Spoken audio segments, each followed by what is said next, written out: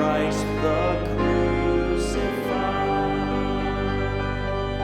How sweet to know that though his footsteps waver, his faithful Lord is walking by his side. Oh, give us homes with godly fathers, mothers, who always place their hope and trust in Him,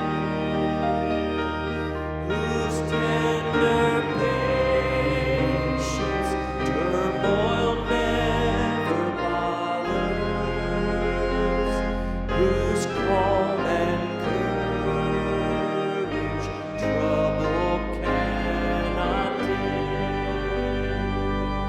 A home where each finds joy in serving others, and love still shines, though days be dark and gray. Oh Lord our God, our homes are thine forever. We trust to thee their problems, toil, and care, their bonds of love no enemy can sever.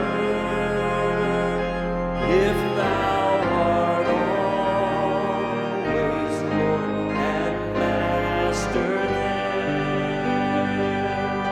be thou the center of our least endeavor.